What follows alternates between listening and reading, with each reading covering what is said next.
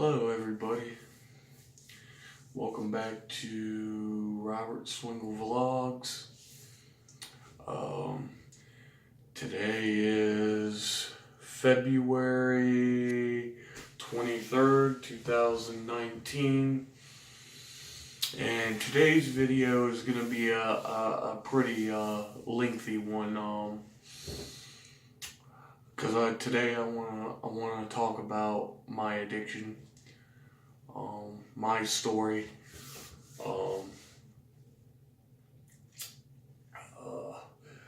Sorry about this. I'm recording this in the bathroom, but this is the only room in the apartment that really gets good lighting. So let's jump right into this.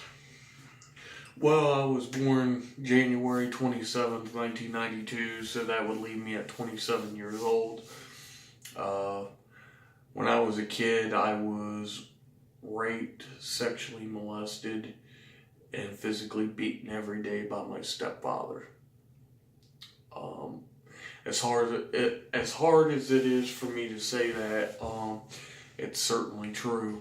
Now, when I was a little kid, man, I kind of grew up, had a rough childhood, man. My mother was an alcoholic. My dad was not really around. He had his second family and was taking care of them. My mom, at the time, married this guy named Bill Clansmith. Who's the guy that raped and molested me.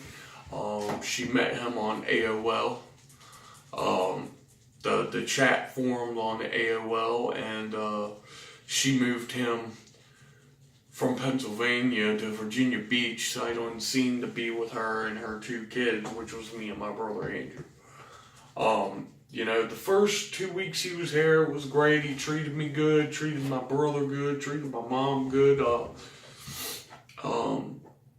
Then it really started taking a toll. He used to show up. He would go up and go to work, and he wouldn't come home until real late at night. And I'm talking about probably 9, 10 o'clock at night from work, because after he would leave, get off of work, he would go to Fat Tuesdays bar up in London Bridge.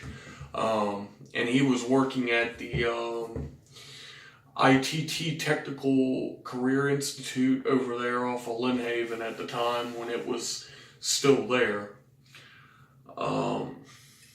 Excuse me, it was ECPI. He was a computer analyst or whatever. But after 2 weeks of him and my mother being married, I started noticing when he'd come home late at night, and over the next 3 months of that period, he would come home later. He would come home, come in the house, be belligerent, drunk, told my mother that if she didn't have his dinner ready for him when he got home, that he was gonna slap her. And of course, my mother, being the instigator too, she purposely didn't make him dinner to see if he was really gonna do it. And he sure did. He smacked the hell out of her right in front of me. And I remember looking at him as a young kid and looking at him and saying, "You're not supposed to slap women. You're not gonna slap my mother." And he looked at me and grabbed me by my throat, dragged me all the way up to the top of the stairs. He picked me up and literally threw me off of the stairwell. At that time, which I didn't get really badly injured, just some bruises and stuff, and so my mom walked out and left, did something, and he remember walking into him in my mother's room, and he pulled this camcorder out.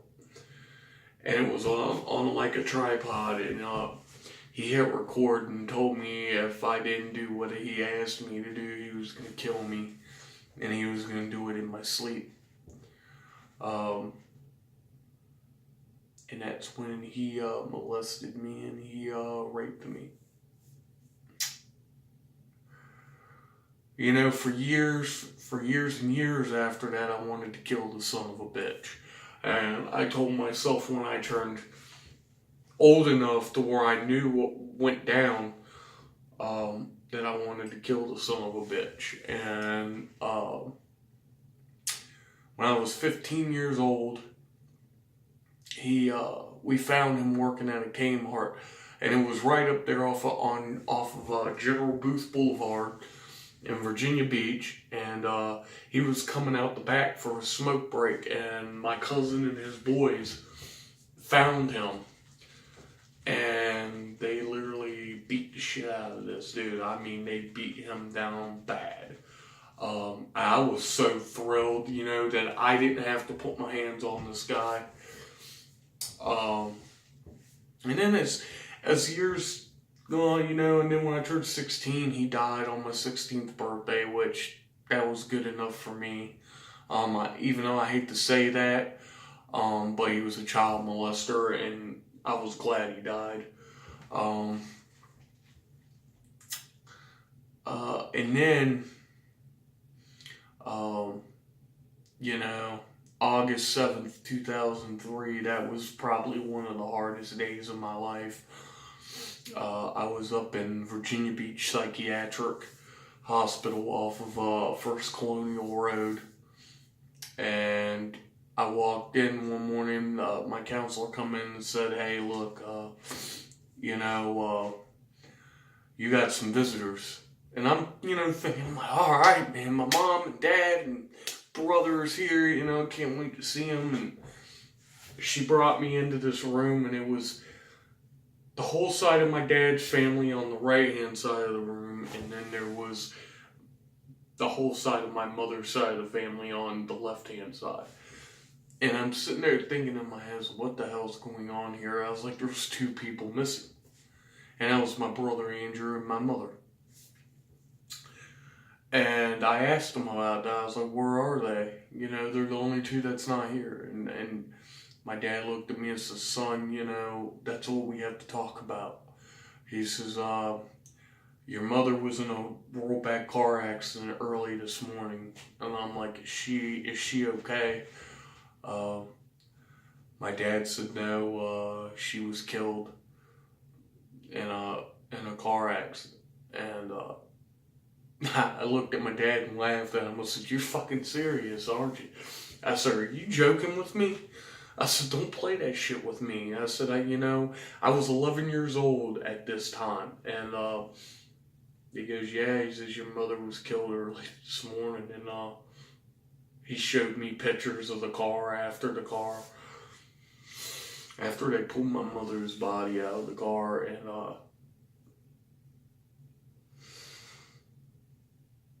that right there was the beginning of a pretty rough life. Even though the first part of it before my mother died was pretty rough as it is. So, you know, my dad, and then a week later, my dad's wife cheated on him, which she abused me too, growing up, and she poisoned my dad. And shit, and that's all I'm gonna say about that. But when I was 11, me and my dad moved from Virginia Beach up to Charlotte County, Virginia, which is where I'm at now. I've been living up here for since 03, so about 15 years. When I was 13, my cousin introduced me to marijuana for the first time. And I started smoking it with him, and I just remember that feeling, you know, that marijuana gives you, man, and made me feel so good about myself. It made me stop and really think about, you know, it made me stop and really think about things, you know, and then my cousin was beating on me and picking on me and bullying me, and you know, and then I started getting addicted to alcohol real heavy, and I drunk real heavy for a couple of years, and then when it was time for me to go to jail, I was living with this guy, and he come after me with a knife one night. He was belligerently drunk.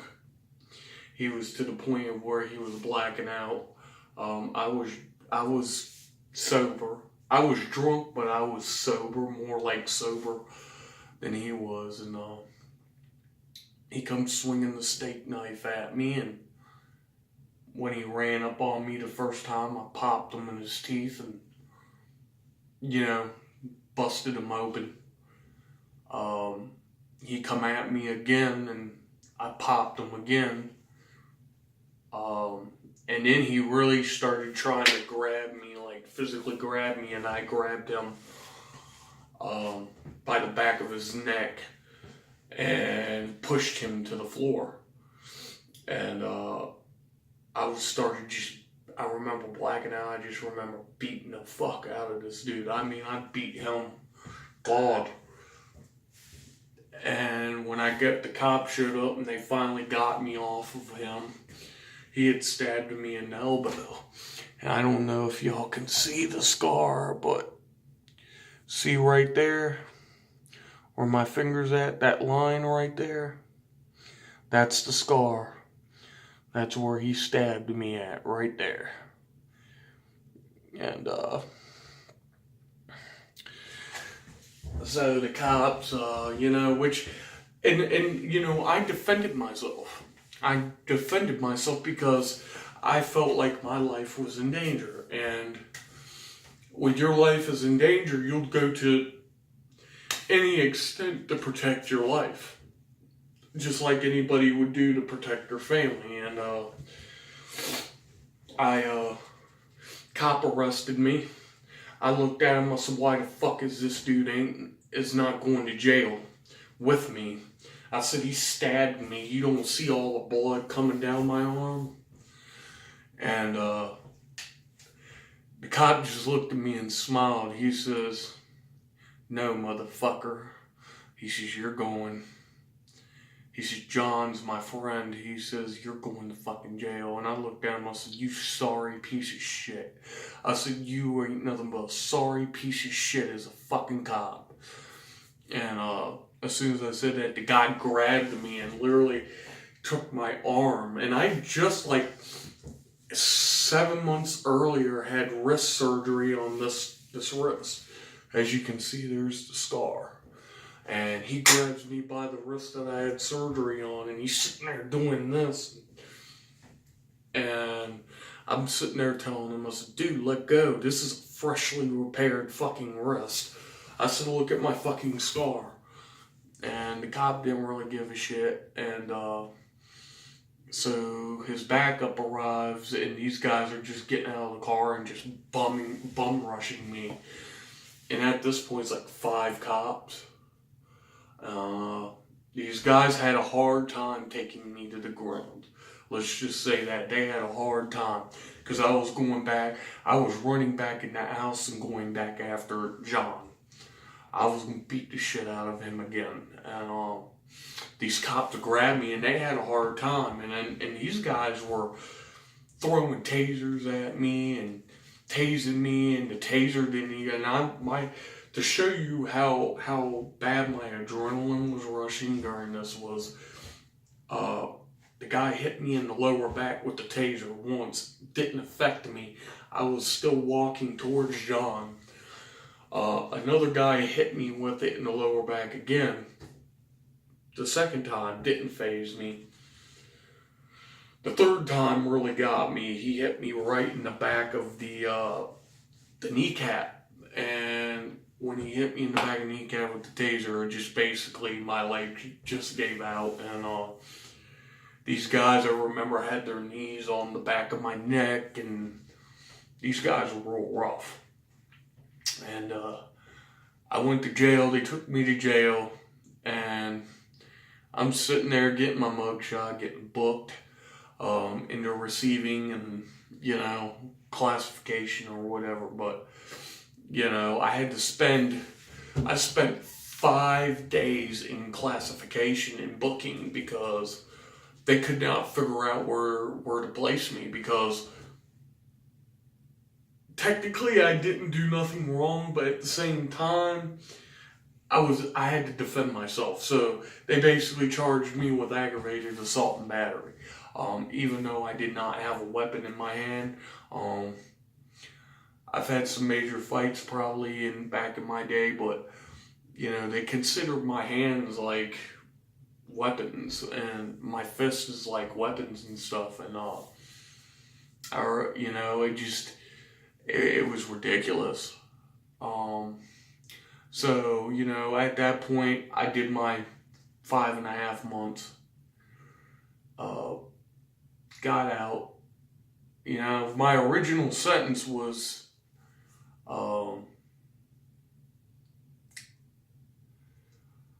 if you go back to originally, it was supposed to be 30 days. 30-day sentence. But these cops, just when I went to court, these cops just kept coming in and just throwing these bogus and outlandish charges to me, like, to keep me in jail longer. And it so I ended up pulling 5.5 months. And get out. The day that I get released, the guy looked at me, the guard says, "You're coming back." And I looked at him, I said, "Fuck no, I ain't coming back." And I never did. I give myself that. I was a strong-willed individual, and my willpower to stay from keep getting myself back in trouble again was really good. And, I've been doing good ever since. My alcoholism, it really started with my mother, because, she was a real bad alcoholic. And I'm talking about going to the bar. I used to go to this bar with her. She used to have to bring me with her. It was called the Red Baron. And it was set on the corner of Bird Neck and Laskin Road, I think. Yeah, I think it was between... it was on the corner of Bird Neck and Laskin, because there used to be a car shop literally right next to it, and right on the corner, and they finally tore that bar down, and because she was at the bar that night she got killed, because she wrecked on if you pulled out of the bar. Okay, the 7-Eleven right there across from that car shop next to the bar, and you made that right going towards the beach on Bird Neck, she wrecked in somebody's front yard off of Roslyn Drive, which was not even probably but maybe a minute and a half from where the bar was, and it killed her on impact. And to this day, I used to sit there and just drink. To drink all the pain away. And after a while, I realized that it wasn't helping me, it was making it worse. And my brother Andrew, my mom's other son, he started doing heroin, and he wanted me to shoot up heroin with him, and I told him no, and he kept doing it, and I told him no, absolutely not. And he's still an heroin addict to this day, and now I'm clean, I'm good, don't do any drugs or drink anymore, and I've been doing good. But yeah, guys, that's about it for today.